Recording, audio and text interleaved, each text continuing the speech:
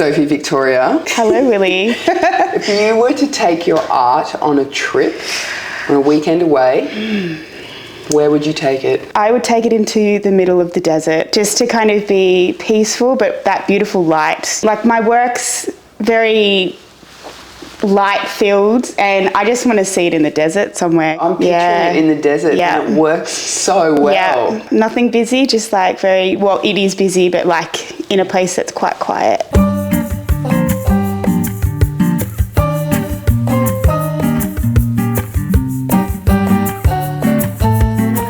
When did you first notice your art? That's a really philosophical question. I think I've always known that I've always known my art.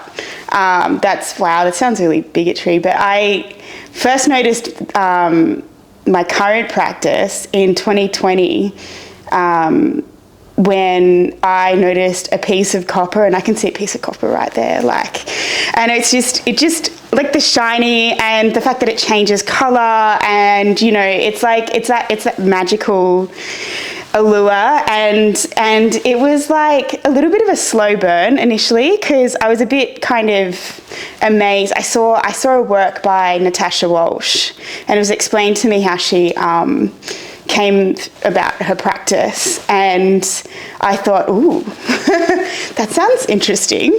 And so it was always parked in the back of my mind, and then I bought my first copper plate, and it kind of sat in my studio for a little while, didn't know what I was going to do with it. And then one day I just had a conversation with one of my uncles who's a scientist, and they're like, oh, do you know, Soph, that if you heat it up it'll change colours? And I was like, no. Like, get me a blowtorch. I know, and I did. I actually went a little bit further. I got an oxy torch, and this thing was like, and I was watching this thing change colour, and I was like, whoa. And Are you wearing any safety gear? Yeah. You were? Yeah, just the bare minimum. But yeah, it was like hard and fast after that. Yeah, you were in. I was in. I was totally in, and I think it progressed. Like, I kept on making these little sculptures out of copper, and then using the fire to kind of get the colours, which was, if I had a bad day, I would just be like, I just want to fucking torch something, which sounds like I'm a pyromaniac, but it's true. That was what it was like. And then I went to Kmart one day and I saw this Kmart bag. And I thought, oh, I like that. And I used to carry it around in all my books with What it. was it about the Kmart bag that It was caught your eye? iridescent, and it was very, very iridescent. And it was just really kind of, I still to this day don't know what it is about that iridescence that kind of grabs me. But it broke one day, that bag. Oh my gosh, heartbreaking. I know, I was heartbroken because they discontinued that bag. Oh my God, Kmart, no! And then, I don't know, I have this thing in my studio where materials just sit there for a while, and then in some kind of, gust of wind that is inspiration, I'll do something with it. And I stuck the broken Kmart bag to the wall, and it became a wall sculpture. And it was next to these little copper bits that I just and I just thought, holy crap, there it is. And I had this idea, and I couldn't sleep. It was just having dreams and kaleidoscopes. Some might call that a little bit psychotic, I don't know, but it was an obsession with this material. And so I was like, I have to get more of this stuff. And I did, and what, did you just buy a big roll from somewhere? Yeah, but I searched high and low for it because it was really hard to find that material by the meter.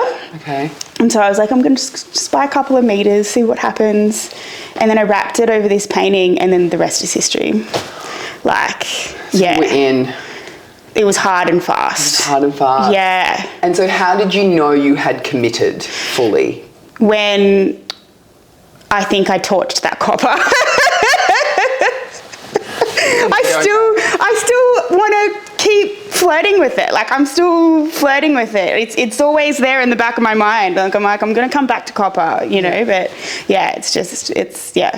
In committing to your practice, did you have to give up anything else? Yes. I think it's really scary because I gave up a career. Okay. Basically, I worked as an art director in an ad agency.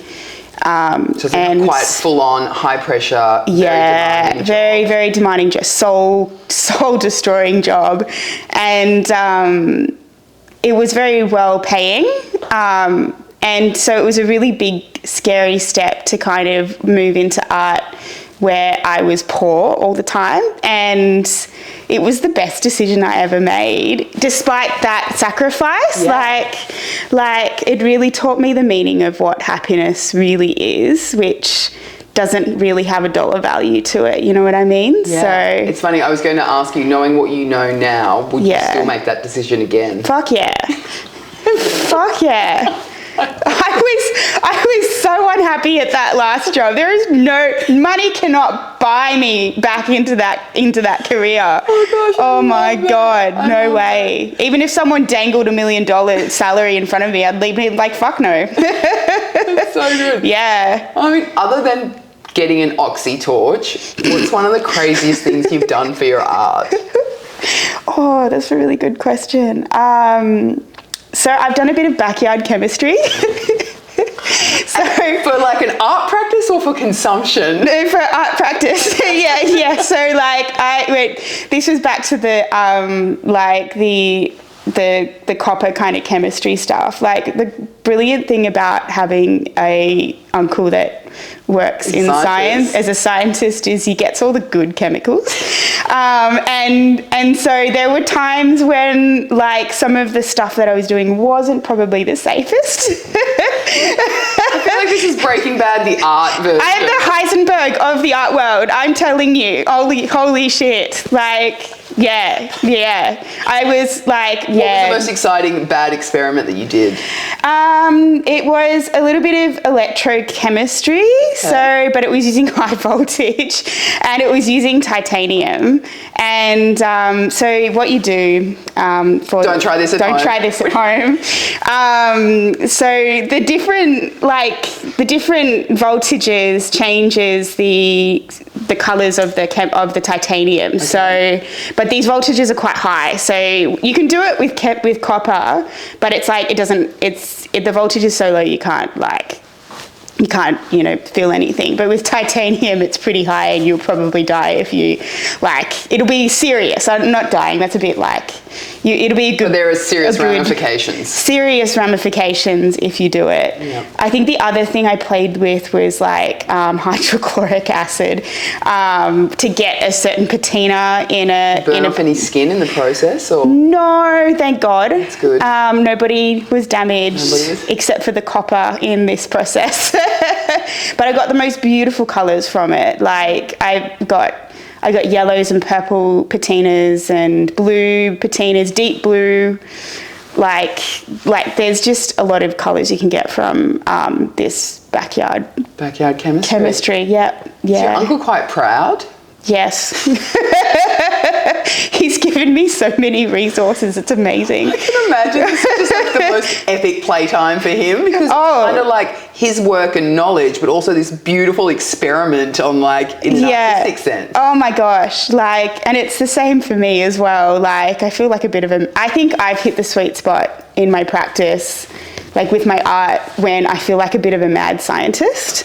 I really feel like I've hit the sweet spot there, just kind of, just on the verge of very playfully interested. Yeah. Have you ever fallen out of love with your art? Yes. Talk me through it. What happened? Well, last year was pretty hectic, and I felt a lot of pressure. Because you were a finalist last year. Yeah. In the Sullman. Yeah, and I would say that I've had a lot of success quite quickly for somebody who's just kind of really still early stage career. Yeah. And with that, I felt a lot of pressure to perform and to change and to,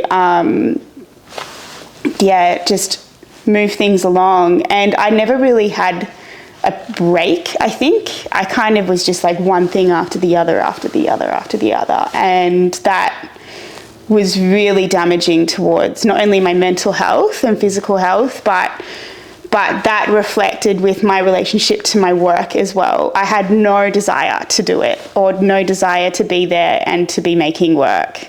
So that was really difficult. I felt, it was very challenging. Yeah. Have you ever cheated on your art? Constantly. What does that look like? I like to, I can't believe I'm saying this on camera, but I have many fingers in many pies. I'm a bit of a slut, really.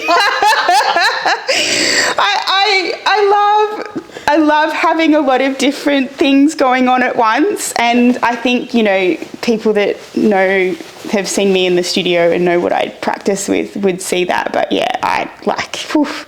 some might call that polyamory. I don't know. I feel like one of my previous guests has said like an ethical, open relationship. There's an understanding. It is. It's ethical. Yeah. Sometimes it's not. Sometimes I've gone from doing all this crazy stuff and I'm like, I just want to do a representational painting. Shh. Don't tell anyone. Don't tell anyone. I'm not signing it. I don't want it to be this big. Oh my goodness. Well, how do you woo your art to get back in its good books after all this finger pie stuff? I guess you just go, like, I'm the one in charge, really. It does what I want. Oh my God.